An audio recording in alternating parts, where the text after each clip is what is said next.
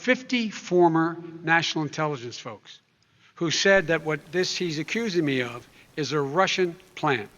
They have said that this has all the 5 former heads of the CIA, both parties, say what he's saying is a bunch of garbage. Nobody believes it except his and his good friend Rudy Giuliani. You mean the laptop is now another Russia hoax? That's exactly what. Is this that's where you're exactly going? what. This is told. where he's going. The laptop is Russia, Gentlemen, Russia. I want to stay on the issue of race. You okay? have to be kidding. Here Mr. we go President, again with Russia. Decades of that. Decades of getting away with that. The great Alex Marlow is here. He's editor-in-chief of Breitbart.com. 2-time New York Times best-selling author, first breaking the news, but his newest book, Breaking Biden, exposing the hidden forces and secret money machine behind Joe Biden, his family, and his administration. I have it right here. Read the whole thing, and you will know more than anyone and everything you need to know about Joe Biden going into this next election. Alex, how you doing, brother? I'm doing great, Mike, and just a little bit better with that graphic where the book flies in from the side. That is cool.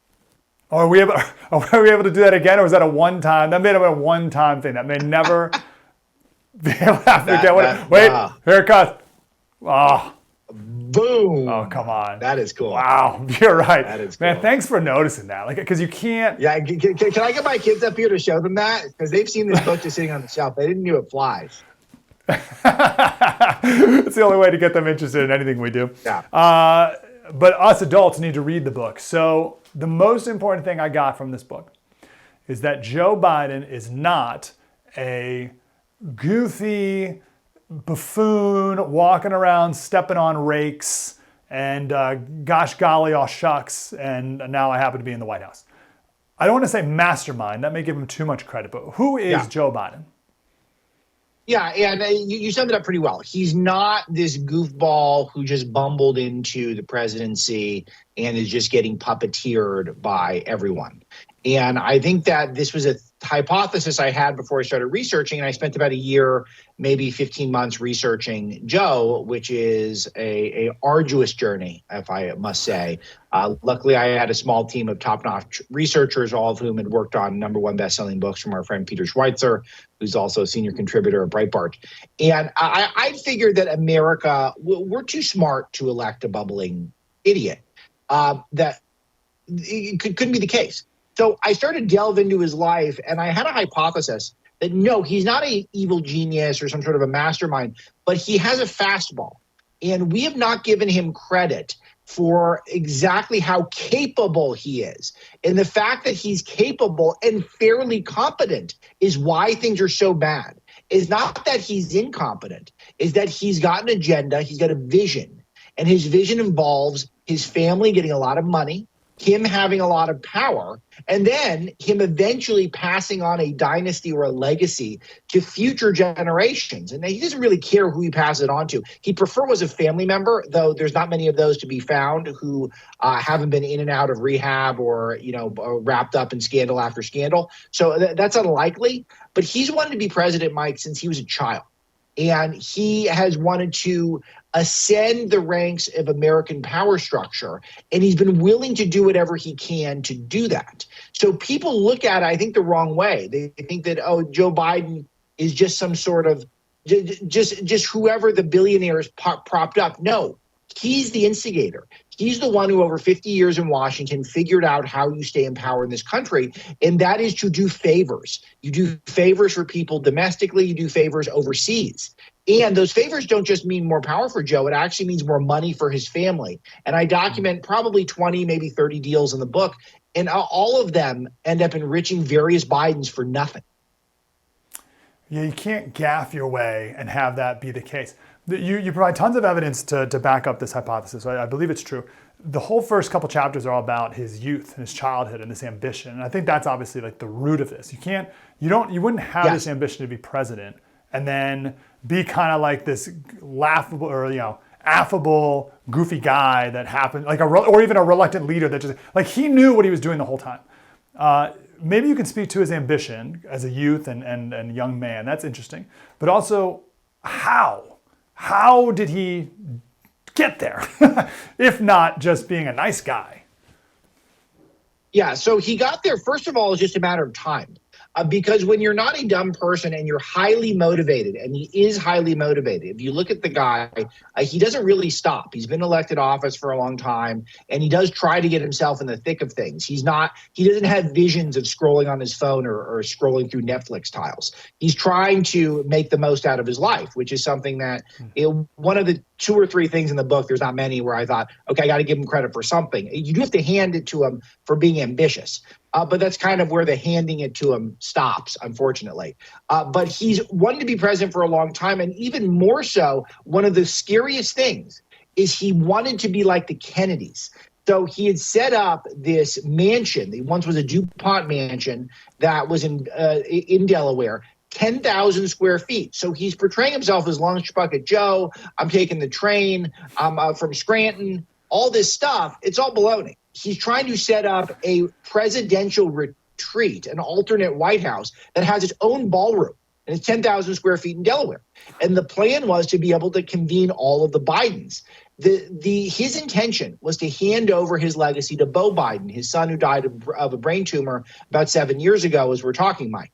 And Beau's number one advisor in Joe's vision, Hunter. Hunter was going to be the guy who was going to be writing the speeches. This is how Joe this is what he wrote himself about his vision for his family. If you look back at Joe's history, key players in his apparatus, Valerie Biden, his sister, and the love of his life. Yes, direct quote from Joe. His sister is the love of his life. Fact check it. Look it up. It's in the book. Frank Biden, who was a guy who every single piece of business he ever got was connected to Joe.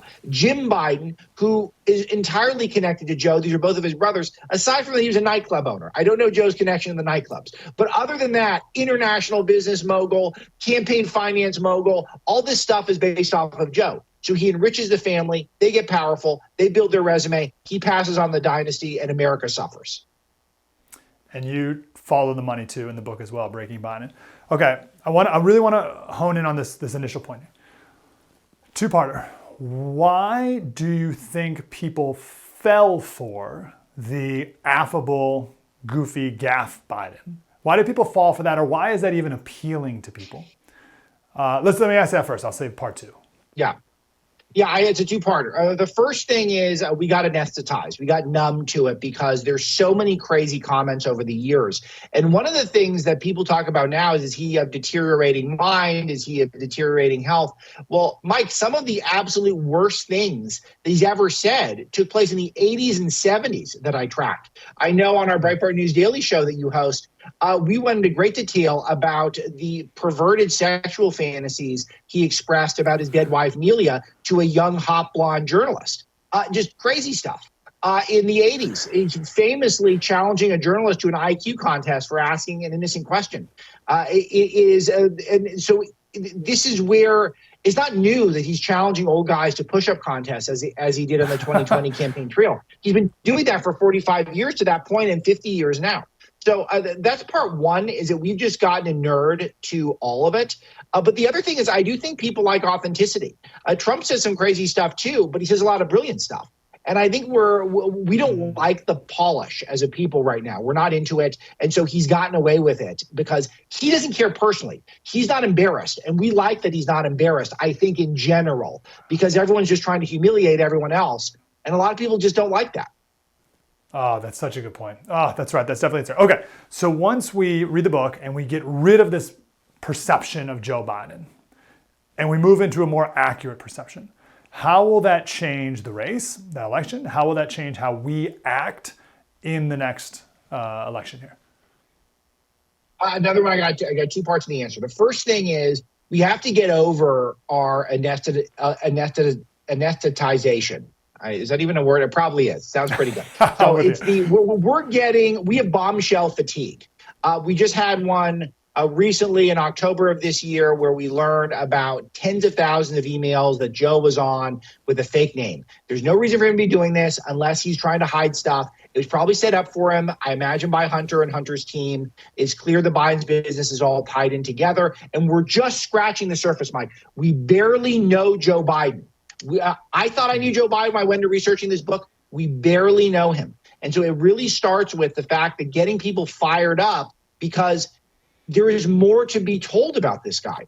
And then once it's told, then people need to get excited to go out and vote him out, because that's the main thing here. He's the tip of the spear. He is the problem. And if people feel like, oh, he's just a puppet of all these oligarchs and billionaires, sure, I'm not saying that's entirely false, but I'm saying if we take that mindset in the next election, he's going to win again, because those people will move heaven and earth to make sure he does.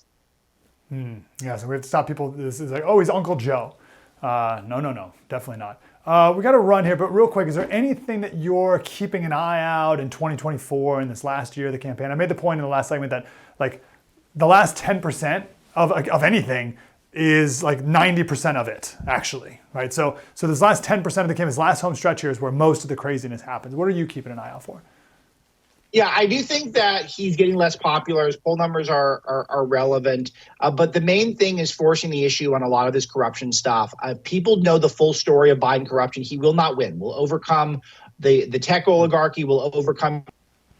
But people need to really understand the details of his corruption. And I really don't think people do at this point. And I think that needs to be the goal of conservative media, is to educate everyone we can on that stuff for the next 12 months. And then I think if that happens, I think he's got some real problems, given the polls and given the current slate of issues, which are not that great for him. Look at the economy, the Middle East, all that stuff you can pin on Biden.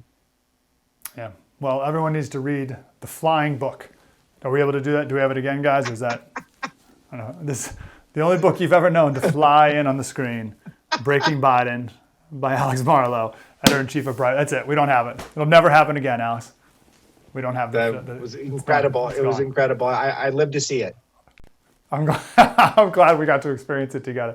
Alex Marlow, Breitbart.com. Thanks, Alex. Appreciate you, man.